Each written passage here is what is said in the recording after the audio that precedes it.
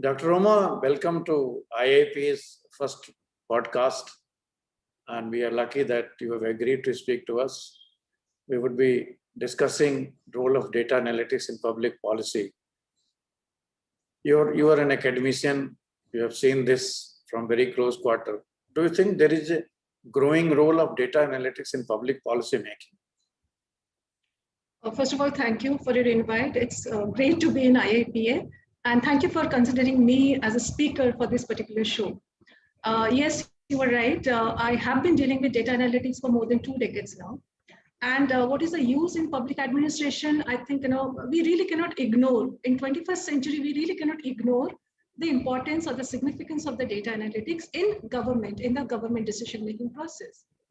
For instance, in public administration, when we talk about the evidence-based decision-making, so where does the evidence come from?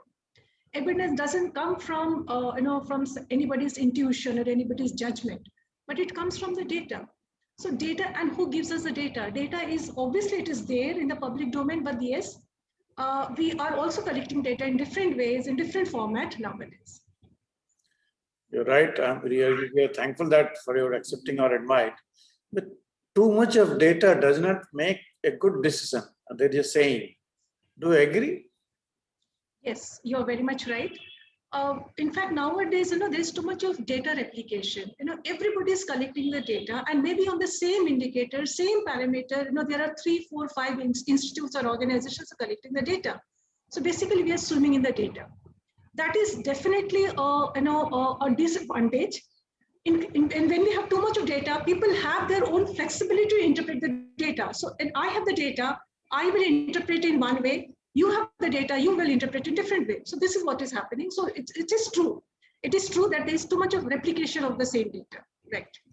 In fact, private sector is able to monetize data, but the government sector is not able to either monetize or convert into good public policy. What you have just said, evidence-based public policy.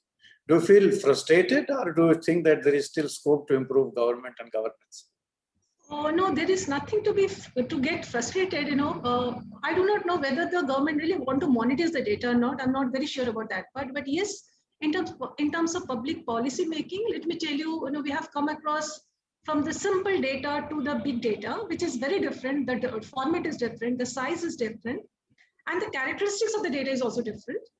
We are using, for instance, we are using Twitter data, we are using the social media data.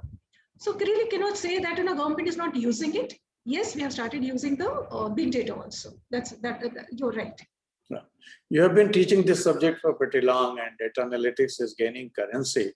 Do you think there is enough appetite among learners to understand it? How do a common man who doesn't have a statistic background understand data?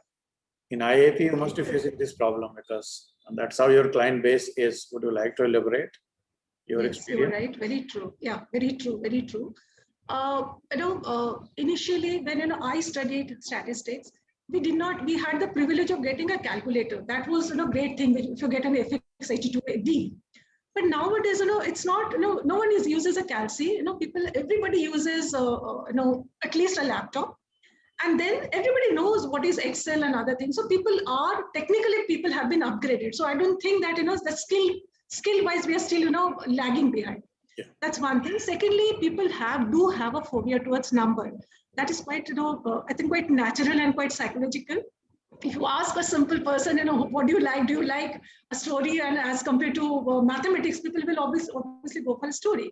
People do have a phobia, but actually relate this data-centric decision with the real life problem, they do understand.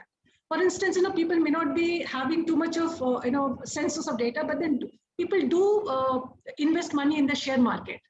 So I cannot really accept this fact that just because people have a phobia, they are not ready to venture into a different sector.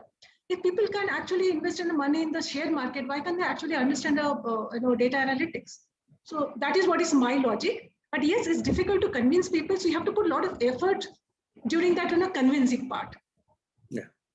Thank you for talking to us. And I must thank on behalf of IIP for sparing your valuable time. This podcast will be used only for the training purpose. And I must thank you for the same. Thank you. Namaste. Thank you very much. Thanks a lot.